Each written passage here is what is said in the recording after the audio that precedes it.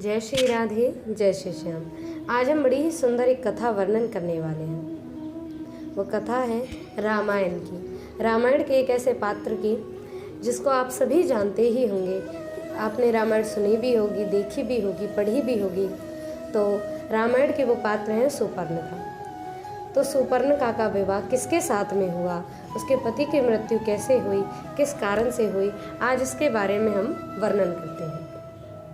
तो जैसा कि आप सभी जानते हैं कि जब रावण की बहन सुपर्णखा थी, वो जैसे ही थोड़ी अवस्था में बड़ी हुई तो रावण सोचने लगा कि अब मुझे अपनी बहन का विवाह किसके साथ में कराना चाहिए।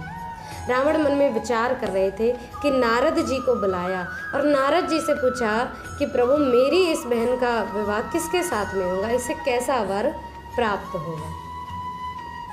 अब तो देख करके सुपर्णखा को नारद जी कहने लगे। नारद जी ने हाथ देखा और कहा कि ओहो रावण, आप चाहे कितना भी विचार कर लो, इसका विवाह तो एक शूद्र के साथ में होगा।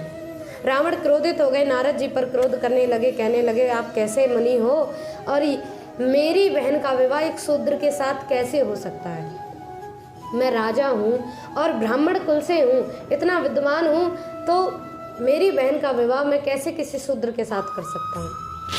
नारद जी बोले, कहने लगे कि अरे रावण, जो भी व्यक्ति के क्रियाओं में किस्मत में लिखा है वो तो अवश्य ही होके रहेगा। इसकी रेखाओं में ये लिखा है कि अवश्य ही इसका विवाह किसी शूद्र के साथ में होगा। लेकिन अब रावण बार बार मन में विचार करता। जब कोई उपद्रव ना मिला, कोई सोच ही नहीं मिली, तो रावण ने मन में विचार किया कि क्यों ना अब ऐसा घर देखा जाए जो श्रेष्ठ ही ब्राह्मण कुल हो। तो रावण ने ऐसा ही घर देखा जो श्रेष्ठ ब्राह्मण कुल, इतना दिव्य ब्राह्मण कुल देखा।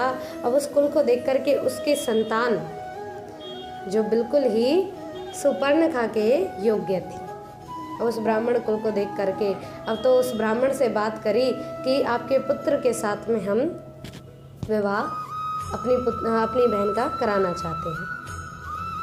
तो उस ब्राह्मण का नाम था विद्युज्जीवा, जिसके साथ में रावण की बहन का विवाह होना तय हो गया।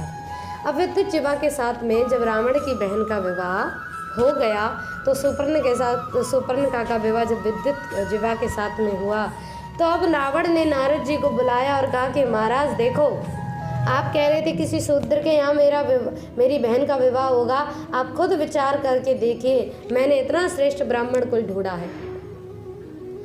अब तो नारद जी ने जैसे ही विद्युज्जीवा को देखा और देखते ही थोड़ा विचार किया तो हंसने लगे। अब नारद जी को हंसते देखकर रावण ने कहा, महाराज क्यों हंसते हो। कहने लगे, प्रभु जो होना था वो तो हो ही गया, लेकिन प्रभु आप समझते हो ये उच्च ब्राह्मण कुल की संतान है, ये तो शूद्र की संतान है।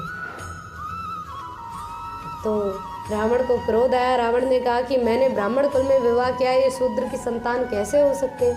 तो बोले, प्रभु ब्राह्मण के पास जाइए, उस ब्राह्मण के तो कोई संतान ही नहीं है, उसकी खुद की कोई संतान नहीं। रावण उस ब्राह्मण के पास गया, विद्युज्जीवा के पिता के पास पहुंचा और पूछा कि महाराज ये आपकी संतान है कि नहीं। तो बोले, प्रभु ये मेरी संतान नहीं है। बोले, कैसे।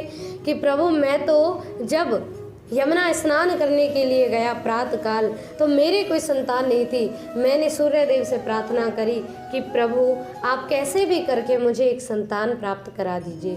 तो जैसे ही मैंने सूर्यदेव के आगे हाथ ऐसे फैलाए, उसी समय एक चील ने आकर के मेरी गोदी में किसी बच्चे को ला कर के गेर दिया।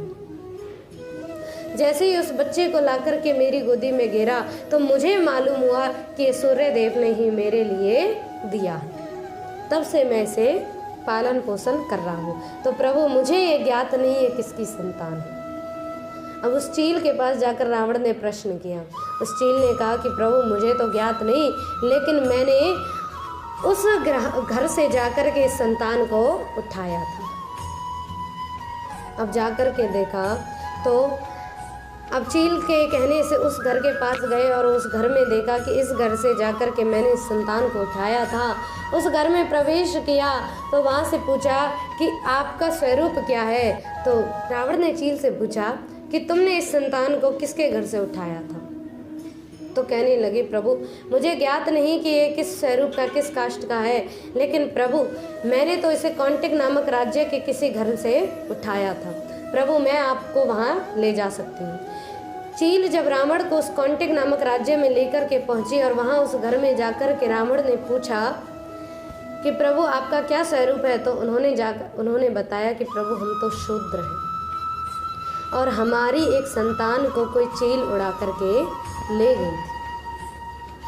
अब तो रावण को बड़ा ही खेद हुआ कि मैं इतना श्रेष्ठ उच्च ब्राह्मण कुल का होकर के, राजा होकर के अपनी बहन का विवाह कैसे किसी शूद्र के साथ में कर सकता हूँ। ये विचार किया ही रावण ने कि मेरी बहन का पति कैसे कोई शूद्र हो सकता है।